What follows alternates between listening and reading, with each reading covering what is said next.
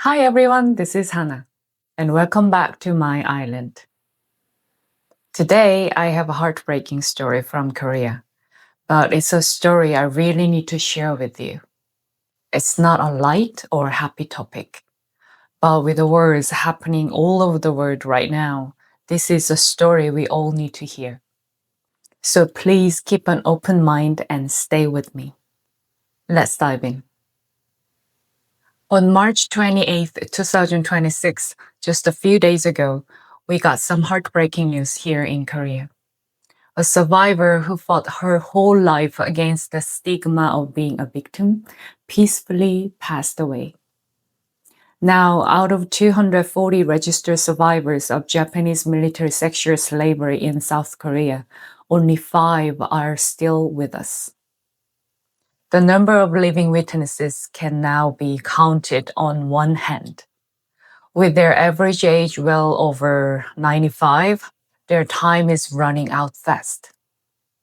But the clock for justice and the sincere apology they so desperately wanted is still broken, stuck somewhere in 1945. This desperate countdown is asking us a question in 2026. When the last witness is gone, what will we remember? In 1991, a brave woman named Kim Hak-sun broke half a century of silence. When she first spoke out, the world finally saw the ugly crimes committed by a giant monster called the state. Back then, the social stigma against the victims was huge. They had to hide what happened even from their own families. Despite this heavy pressure, she held a press conference. She showed her face, gave her real name, and shouted, "I'm the living proof." 절대 내 잘못은 없다고 생각하니까 강제로 가서 그런 거시기를 당했기 때문에 마음속에 묻어있는 것이 일본 사람들한테 그 항의하고 싶은 생각. 너희가 없다고 했지. 현재 내가 이렇게 살고 있어. 이게 엄연히 산 증인이 있는데 없다는 소리가 말이 되느냐. 우리 한국에서 지금 여자가 많습니다. 안 나타나서 창피하고 부끄러운 게 안 나옵니다. I still can't forget the strong look in her beautiful eyes. Her fierce courage didn't just bring the hidden truth to the surface. It inspired countless other hidden survivors across the globe to step out of the shadows. To honor her courage, Korean civil society made August 14th the International Memorial Day for Survivors. Now it's an official National Memorial Day in South Korea to carry on her noble spirit. I know many people still use the term comfort woman, but that is actually a word made by the perpetrators Japan. They used it to hide the forced nature of their crimes and make it sound less terrible. The UN, Amnesty International, and the global community strongly urge us to use the true name, Japanese military sexual slavery. The words we can shape how we think. That's why getting the name right is so important. It stops painting them as passive victims, and it clearly puts the blame on the countries that committed the crime. This is where justice begins. Rain or snow, the Wednesday protest keeps going. It's not just a simple rally. Last week on Wednesday, April 1st, 2026, the 1,746th protest took place. The official name is the Regular Wednesday Demonstration for the Resolution of the Japanese Military Sexual Slavery Issue. It started on January 8th, 1992, right before the Japanese Prime Minister visited Korea. They stood in front of the Japanese embassy in Seoul. Since that day, for over 30 years, they have been in that exact same spot every Wednesday at noon. It breaks the record every week for the longest running single-issue protest in the world. The grandmothers have 7 declared demands for the Japanese government. First, admit the war crimes. Second, reveal the full truth. Third, give a sincere, official apology. Fourth, provide legal compensation. Fifth, punish the war criminals. Sixth, record this in history textbooks. Seventh, build a memorial and a museum. At first, it was just a few survivors and activists. Now, it's a global symbol of peace and human rights, bringing people together across generations and borders. It's a living history written with their own bodies against the power that forces us to forget.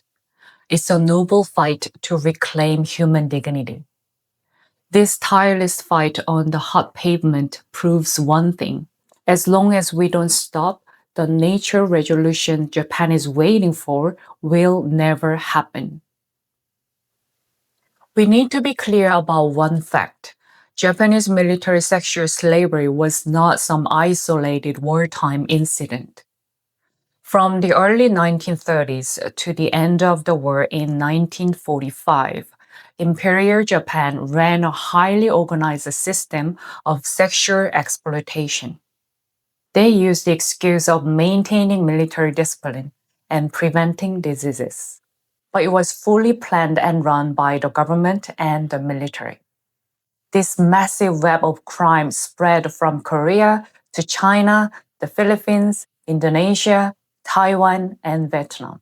Anywhere the Japanese military went in the Asia Pacific. Even Dutch women living in Indonesia were dragged into these camps. It was a crime without borders, regardless of race or nationality. Sadly, we don't know the exact number of victims. Right after the war, the Japanese government and military burned and destroyed the documents to cover up their crimes. But based on evidence and testimonies, experts estimate up to 200,000 women were forced into this hell. The 240 officially registered victims in South Korea are just the tip of the iceberg. They were tricked by fake job offers, kidnapped, or flat out abducted. These young girls were locked in tiny rooms near the front lines and treated as military supplies. Some Japanese right-wing groups claim these women signed high-paying contracts and went willingly. This is a total distortion of history. Even if a contract existed, it was basically human trafficking and completely invalid. The money they were promised was paid in military currency, which became useless paper, or it was taken away for fake expenses. In reality, it was just slave labor to pay off forced debt. Having to serve dozens of soldiers a day, it was extreme state violence designed to destroy human dignity. What's even more tragic is that the end of the war in 1945 didn't bring them true freedom. When the survivors returned home, a new prison was waiting for them. It was the patriarchal society that judged them for losing their purity. Even though they were the victims, they were forced to feel shame and hide for over 40 years. This is exactly what the scholar Gayatri Spivak calls double oppression. In her book, Can the Subaltern Speak?, she explains how two giant powers, imperialism and patriarchy, erase the voices of the weak. These women were crushed by the outside violence of Japanese imperialism. And when they came home, they were silenced by the male-dominated gaze of their own society, treated as ruined women. The attackers hid their crimes, and their homeland ignored them out of shame. Trapped in this cruel silence, the survivors were stripped of their voice. They had to live like ghosts, lost in the shadows of history. Their lives were a massive battlefield for human rights. History tries to erase their voices, but art brought them back. In 1991, Kim Ok-sun's first testimony sent a shockwave that woke up the courage of other victims. The 2018 movie Her Story is based on that exact courage. It tells the story of the Kwanbu trial.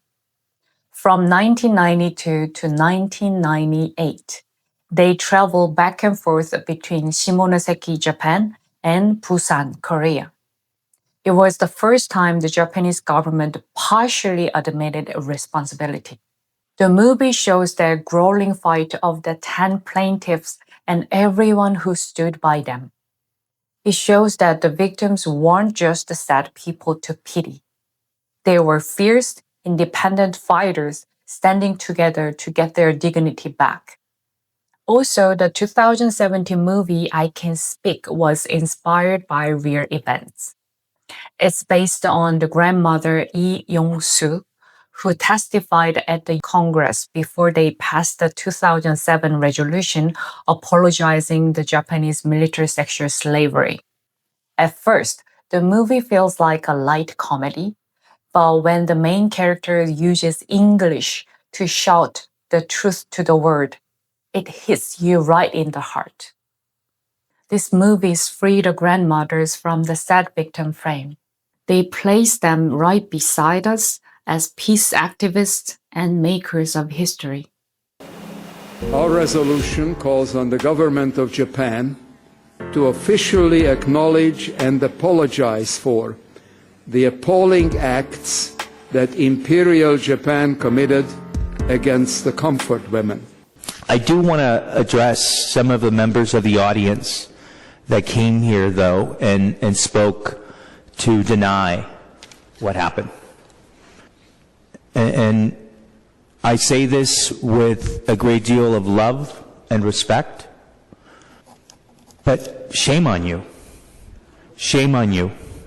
Shame on you for denying what happened, and shame on you for the personal attacks on this woman, Grandma Lee, who had the courage to fly from another side of the world to come here to speak her truth. 정말 너무 많습니다. There are so many things I need to do. 예, 세계가 평화롭게 또한 두 번 다시 전쟁, 성폭력 없게 저는 활동가로 왔습니다. 세계의 여성분들이 다시 이런 일이 없도록 하기 위해서 열심히 But reality is still harsh. Right now, there are about 154 statues of peace in South Korea. Since 2013 in Glendale, US, about 30 statues and memorials have been set up around the world. In Canada, Australia, and recently on the island of Sardinia, Italy, in 2024. Before the unveiling ceremony in Sardinia in June 2024, the Japanese ambassador to Italy actually visited the mayor. He asked them to delay the event and strongly complained about the text on the monument. The mayor revealed this herself. But at the ceremony, the mayor clearly stated it is an issue of universal women's right, sharing the statue's meaning and spirit with the world once again. The Japanese government still aggressively lobbies and uses economic pressure to block new statues or take down existing ones. In Germany, the Najin statue at Kassel University was suddenly removed in 2023. But thanks to local citizens fighting back, it was successfully reinstalled in Kassel in March 2025. Another statue, Ari in Berlin, was forced down in October 2025. But just 3 months later, in January 2026, it was put back up in a nearby art space. It proved their message of peace cannot be broken. The statue Ari was taken down in the middle of the night like a kidnapping. It felt like repeating a terrible nightmare. But through the teamwork of Korean and German citizen groups, Ari came back to us again. This hardship happens in other places too. In San Pedro, Philippines, a statue was removed just 2 days after it was built due to Japan's pressure. Even inside Japan, At an art exhibition in 2019, the show was shut down because of threats from right-wing groups. In Virginia and Glendale in the US, there are constant lawsuits and fights over moving or removing the statues. Even at this very moment, every single day, the statues of peace are fighting a risk battle against those who want to erase history. Shockingly, even inside South Korea, there are some groups of people who demand the removal of the statues, insult them, and vandalize them. Mostly certain organizations and far-right YouTubers. They interrupt the Wednesday protest and physically damage the statues. They face huge social backlash and even legal punishment. Recent news in March revealed that the leader of a specific Korean group that denies the history of forced sexual slavery and leads the insults against the statues was actually receiving massive donations and support from Japanese far-right groups, YouTubers, and even local politicians in Japan. Scholars also point out that for a long time, certain right-wing foundations in Japan have been giving research money to some right-wing scholars and students, not just in Korea and the US, but all over the world. They are basically paying them to defend Japan's right-wing logic. These people are a very small minority of Koreans, but they are incredibly shameful. They are the ones who must be judged by history. After Japan lost World War II, the US desperately needed Japan's power in East Asia for the Cold War against Russia and China. So the US turned a blind eye to Japan's countless war crimes like Unit 731's human experiments and sexual slavery and forced Korean labor. It is a proven history fact that the US gave pardons to people like Shiro Ishii, the head of Unit 731, and didn't put them on trial for war crimes in exchange for their biological weapons data. And you know what the most sickening part is? That horrific data was built on the brutal vivisections and extreme suffering of countless innocent Koreans, Chinese, and other victims. The US wanted it to advance their own deadly biological weapons program. They traded justice for the victims just to learn better ways to kill. Right after liberation, the US military government in Korea kept using the same police and administrators from the Japanese colonial era, saying they needed them for public order and efficiency. Because of that, Korea couldn't properly punish the remnant of Japanese rule or clean up the pro-Japanese groups. This is something most Koreans still deeply regret to this day.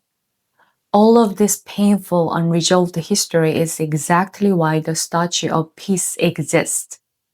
Every single detail of the statue tells the story of what these girls went through. First, look at the statue's hair. It's roughly chopped off. Back then, Korean girls usually kept their hair in a long braid. They didn't cut the hair their parents gave them. But the statue's hair is a short, jagged bob, as if someone forcibly cut it. This symbolizes the violence of being disconnected from their parents and hometown against their will. The top and skirt she wears are normal clothes for Korean girls in the 1920s to 1940s.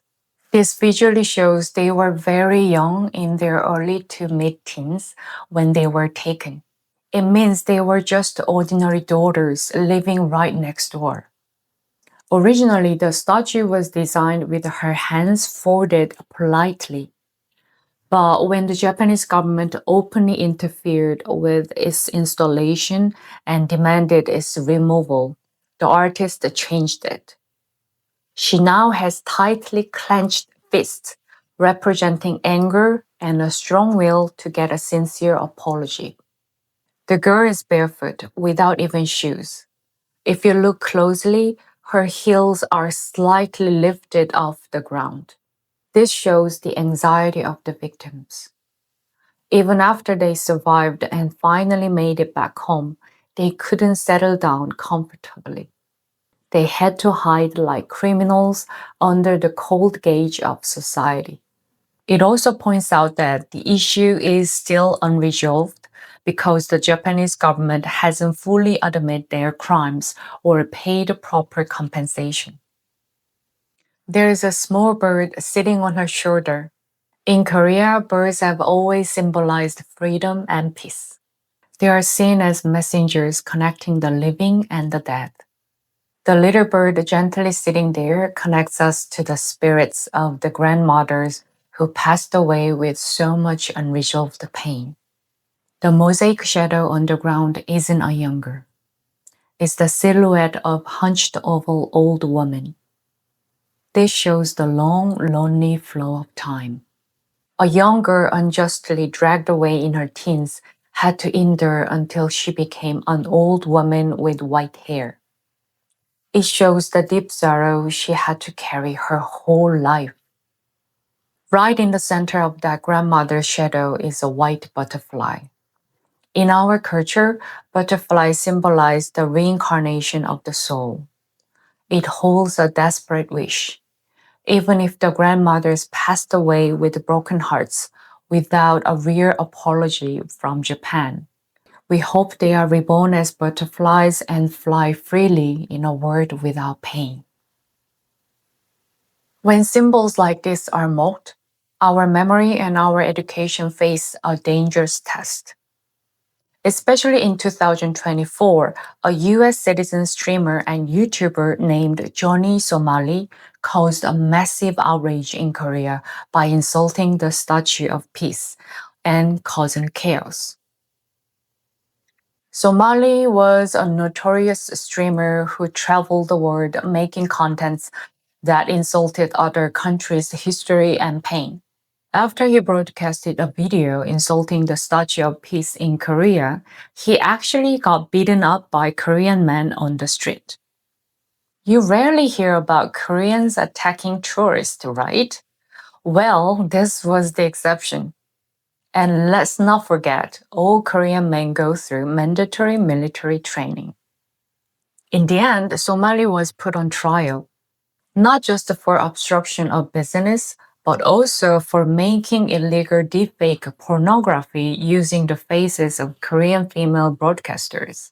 Right now, the prosecutors have demanded a 3-year prison sentence, a fine, and for him to be registered as a sexual offender. He has been banned from leaving Korea and stuck here for a year and a half. Struggling with money, he gave a lame excuse saying, "I didn't know this was a crime because it's not illegal in the US." But his disrespectful attitude in court only made the public angrier. The final verdict will come out on April 15, 2026. I will let you know. This judgment will be our society's firm answer to those who treat other people's pain as mere content. In a history without a sincere apology from the attackers, the reason we must keep standing together is clear. The moment we stop remembering, the natural forgetting they are waiting for will be complete. Japan's behavior is part of highly calculated history washing. Just like the US deal that gave pardons to war criminals in exchange for Unit 731's horrific human experience data, the international community has always put national interests and alliances ahead of human rights. On top of that, Japan still visits shrines honoring their war criminals on August 15th, which is our Liberation Day. They show absolutely no shame for their past wars of aggression. Right now, the Japanese government's main stance is that there is no proof of forced mobilization by state power or the military. They completely deny the core of their crimes. On the other side, they say they respect past statements. But in reality, they use the lame excuse that there are no official documents proving force. They treat the vivid testimonies of the survivors as fiction. They go even further, claiming this issue was finally and irreversibly resolved in the international community. Their main guideline is to completely dodge any more sincere apologies or legal responsibility on global states like the UN. Their attitude during the UNESCO World Heritage listing of the Sado gold mines in 2024 is the peak of this history washing. When it was listed, Japan promised to display the whole history. But in their reports to UNESCO and local exhibits in 2025 and 2026, they purposely left out the key phrase forced mobilization. They are deceiving the world once again. This is just a repeat of the Battleship Island case. It's a calculated trick to water down the dark side of history using technical words. Japan also hides behind the legal concept of state immunity to deny responsibility. But in 2023, the Seoul High Court made a landmark ruling. They declared that Japanese military sexual slavery is a crime against humanity, so state immunity does not apply. In the lawsuits that followed until 2025, the victims kept winning, laying the foundation for legal justice. Even so, Japan claims this violates international law and refuses to step outside the legal fortress they built. What's even worse is that the current Dakaichi government is using this historical denial to push to change their pacifist constitution. They have a strong ambition to make Japan a country capable of war again. We must be careful of the remnants of imperialism hiding behind Japan's cute software like Pikachu.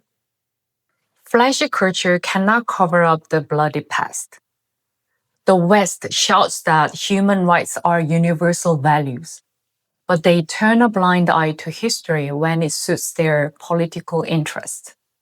This hypocrisy feeds the ongoing human rights abuses happening around the world today. Think about it.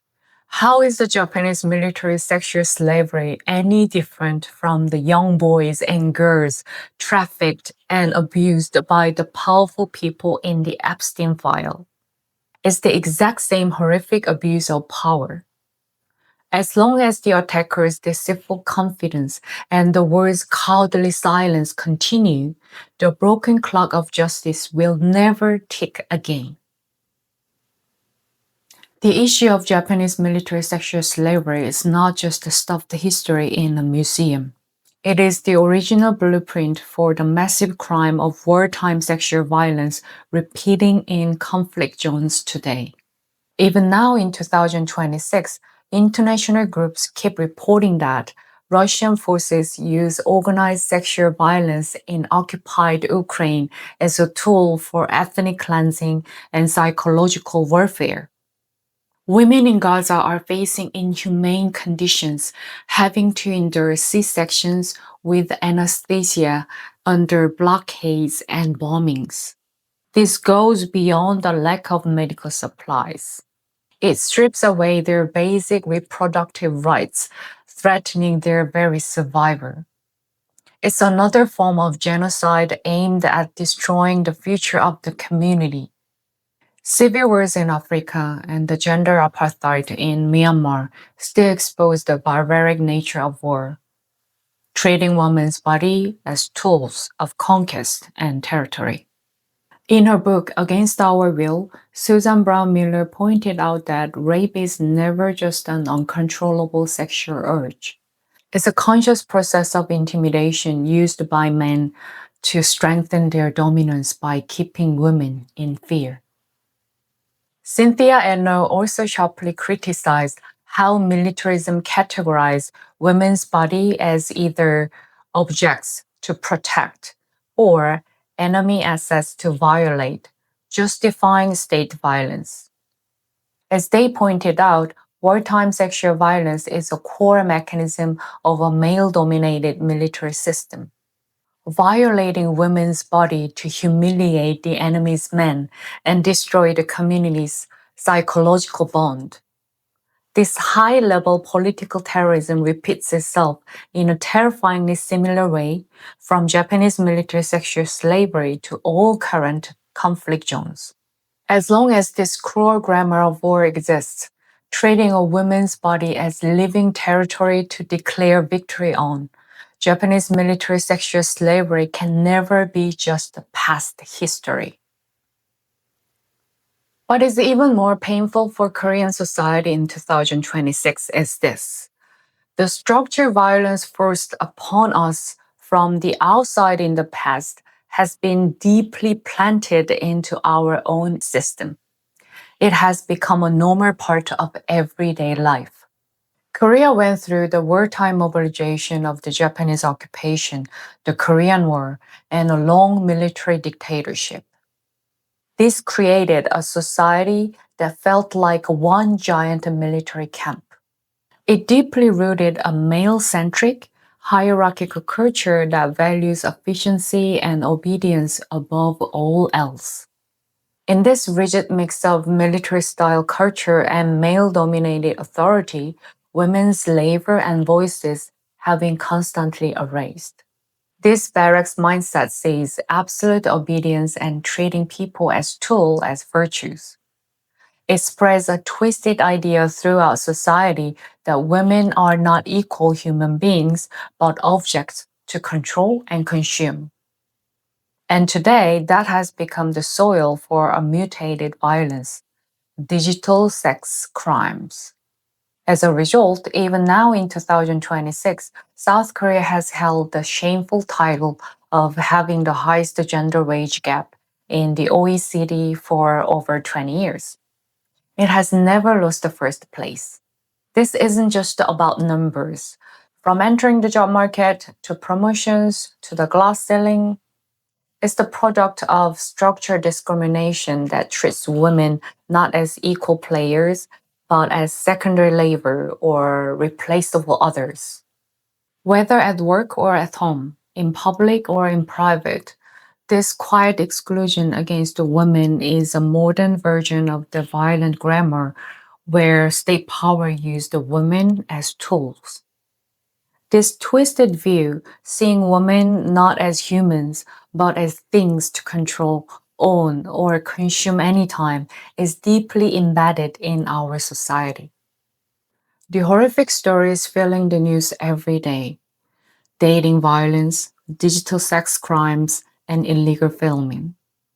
These are not just isolated acts by crazy individuals. They are inevitable tragedies created by a social structure that is so used to completely objectifying and turning women into products. The twisted desire to own someone as property and the cynicism of the digital space that consumes this as content or entertainment, this is nothing more than a modern replay of the cruel objectification where the imperial army treated young girls as war supplies. As long as people kept trying to treat victims' pain as entertainment or put them under personal control, the democracy and human rights in our society are just empty shells. And this twisted mindset doesn't just stay inside our borders. It looks outward too. Using economic power, men go on sex tourism trips to Southeast Asia and other places. This is a devastating tragedy because we are now repeating the sexual exploitation and human rights abuses we suffered under imperialism, but this time from the position of the attacker. Looking at women from poorer countries as products you can buy and crushing their human rights. That gaze looks exactly like the imperialist gaze that treated young girls as war supplies 80 years ago. It shows that we only empathize our memories as victims. We have failed to reflect on the attacker's desires and imperialist habits lurking inside us. We must face and dismantle the violence of this soulless system that treats women as tools or products instead of human beings. If we don't, we can never truly be free from the wounds of the past. If we genuinely want a just resolution to the Japanese military sexual slavery issue, we have to constantly ask how the logic of women's oppression that made that tragedy possible is still breathing inside our own society, breaking the chain of normalized hate and crime. That will be the most practical first step to make the broken clock of justice tick again. Shin Tae-ho, a renowned Korean historian, journalist, and independence activist during the Japanese colonial era, once gave a stern warning. A nation that forgets its history has no future. This quote hits the core reason why we must face our painful and cruel history without looking away. But even now, over 80 years after Japan lost World War II, the Japanese government is systematically and terribly denying this stern warning. The Japanese government is committing memory abuse by strictly controlling education and textbooks to hide their history as attackers from growing children. In 2021, the Japanese cabinet removed the word military comfort woman from official documents and textbooks to erase the state's organized involvement. And the textbooks Japanese high schoolers will study starting right now in 2026 have gotten much worse. During the screening process last year, the Japanese government sneakily changed the phrase forced mobilization to just mobilization or participation, watering down the forced nature of the crime. They drastically reduced or distorted the descriptions of their crimes against humanity. Education that doesn't teach the truth takes the future generations hostage with a twisted history. It's a cowardly attempt that shakes world peace to its roots. For all those long years, the grandmothers fought against the social prejudice. They testified on the street, in courtroom, and all over the world. They did this to fight against this history washing. They desperately hoped that their suffering wouldn't just be a shameful past to cover up. They wanted it to be a strong breakwater, preventing the same tragedy from repeating in the future for the next generation. Now, the time of the last 5 survivors must become our time. Remembering them is not just a ceremony to mourn the past. It is practical resistance against the giant lie of Japan's historical distortion. It is an important step for all of us to ask about this painful history, record it, and join the solidarity of memory. In Ukraine, in Gaza, in Southeast Asia, in Africa, in the Middle East, in Korea. All the gender violence happening in our daily lives all over the world is a chain growing from the exact same root. No matter how stubbornly the attackers try to erase the past, the will of the people who remember the truth and stand together against injustice will never be broken. Strong solidarity among the weak, crossing borders and eras, is the only key to breaking this cruel cycle of violence. Our promise not to forget history is the most powerful declaration for the future. We will never let anyone's body become a battlefield again. There's an empty chair placed right next to the Statue of Peace. It has 3 important meanings layered into it. First, it is for mourning. It's the empty seat of the grandmothers who endured the harsh years and passed away before us. Second, it is for empathy. It is a space for solidarity. It asks us to sit in that chair right now, look from the same eye level as the girl, and feel and empathize with the pain of that time. Third, it is for memory.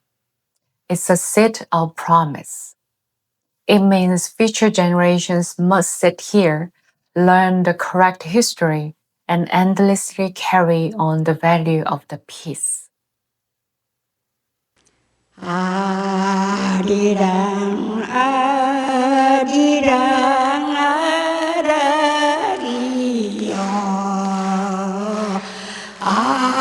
아리랑 고개를 넘어간다 아리랑 고개는 율두나 고개인데